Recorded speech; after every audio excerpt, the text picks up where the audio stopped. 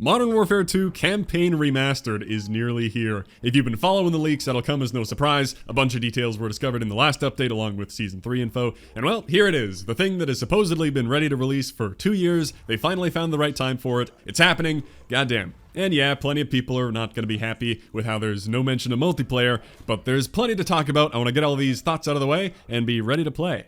There's not a lot to say about the leaked trailer other than it looks awesome, but I get it, you may not be interested in only the campaign. Even if you loved it, you may not care to play it again just because the graphics are gonna be cool. You probably still know how the story goes, and I'm not expecting there to be any surprise changes, so fair enough. Personally, I'm gonna love playing through it again. Back when I did that Spec Ops thing, I loaded up the campaign by mistake once, and just the first cutscene started playing, and the goddamn feelings I got from that. I absolutely want to play it again. People were asking back then for a campaign playthrough of the old game, and I said no way, because it's totally gonna get remastered, and I want the nostalgia to hit in full force. It is easily my favorite COD campaign, so many memorable moments, well-written characters that you actually care about, only compounded by the incredible soundtrack. Seeing it all remastered is gonna be pretty darn cool, but I get it if you only cared about the multiplayer. The thing is, I don't get how they could do a faithful campaign remaster and not end up doing the Spec Ops and multiplayer at some point. It just seems like they've done a lot of the work already, and it's clearly something people want.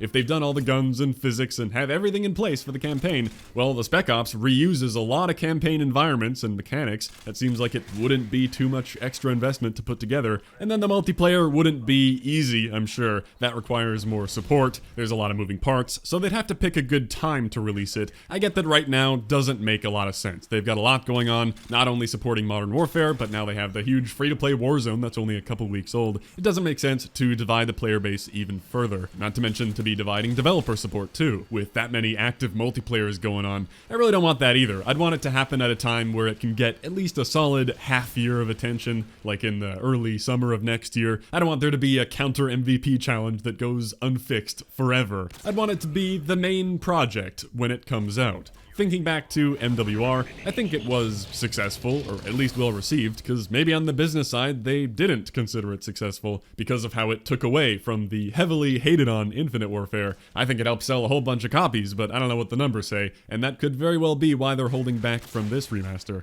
I've also heard the occasional rumor about a best of Modern Warfare multiplayer game, like an all-in-one remaster, which would give them a bit more freedom in eliminating the worst of Modern Warfare, with tons of maps from all the games, and that could be very cool. I obviously have no idea what's going on back there. I just think it'd be dumb to think that they're never going to remaster more Modern Warfare multiplayer stuff in some capacity when the time is right. There is also the debate of, would a remastered Modern Warfare 2 multiplayer actually play well? Because Modern Warfare 2019 took a lot from Modern Warfare 2. There's a lot of spiritual overlap, and if you're frustrated with how the game played this year, like, it's true that the maps were a partial problem, and the spawn logic is shockingly awful. That becomes more and more obvious the smaller the map gets. And then there's the list of complaints, including the minimap, and some other things I think get more minor as you go. But I honestly believe the matchmaking is by far the biggest factor impacting how you feel about how this game plays. A lot of the problems you may think are huge, terrible problems with the game, I think would be a lot harder to notice if you were playing more mixed lobbies. And if they had a Modern Warfare 2 remaster with the same matchmaking, a whole lot of problems would quickly reveal themselves, and I think you would feel very similarly and get frustrated with it real quick.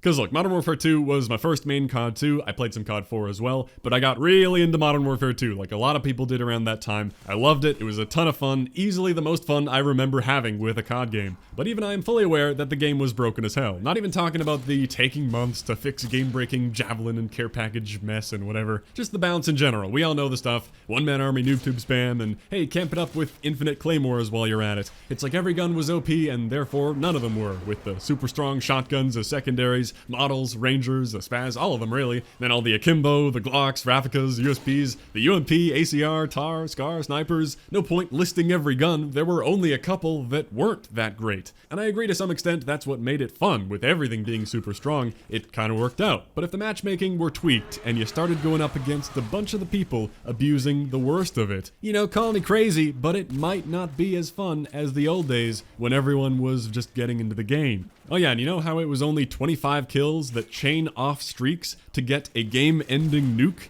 Depending on the map, that could mean 6 or 7 kills to get a Harrier that gets your chopper, and the game's over. I think we could be seeing a lot more of those with today's player base. The nostalgia factor would be massive, and I think that alone would make it a lot of fun. Tons of people would enjoy it, myself included. Don't get me wrong, I would love it, I would play it. I hopped on it again today, as you can see, and had a grand old time, even with me not being ranked up at all, because the other times I played it, I was on that IW4X mod with everything unlocked, but objectively there is a lot wrong with it, and I really don't know how it would play out, how many people would stick around. There's no doubt it would not play out like you maybe remember it, either the excitement of getting into the game for the first time, or the glory days of destroying people.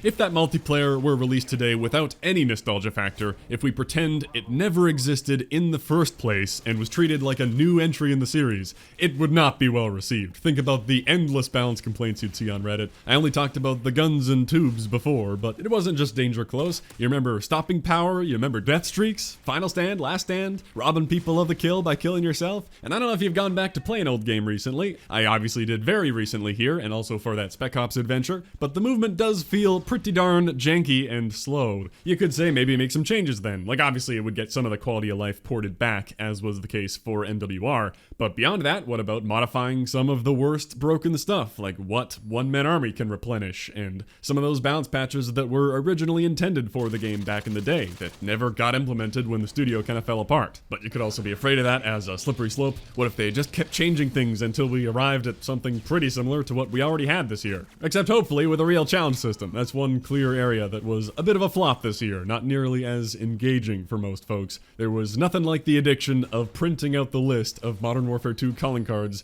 to unlock every single one, sharpieing them off one by one. I always get a kick out of hearing that apparently lots of people did that and it wasn't just me. I really wish I kept those papers, that would have been awesome to see. I feel like I have a mental image of when I threw them out too. Damn, where's my life gone? Another 10 years are gonna pass by in the blink of an eye. As quickly as the time I lost 30,000 men, and the world just fucking watched. Alright, before I get too depressed thinking about the memories you can never relive and how fleeting time is, that's been a healthy Modern Warfare 2 ramble. I'm ready to play. It is gonna be cool. I guess I should be recording it, although I have no idea how I'm gonna edit that together. I guess a mission per video is what makes sense, but I also don't want it to take ages. And then there's gonna be Modern Warfare Season 3 to go through very shortly. Busy times, lots going on in COD right now. Thanks for watching. I'll catch you very soon. Okay. There will be no shortage of volunteers. No shortage of patriots. I know you understand. I know you understand. No, not doing that part. I went to the store and there was a shortage of food. A shortage of toilet paper. I don't understand.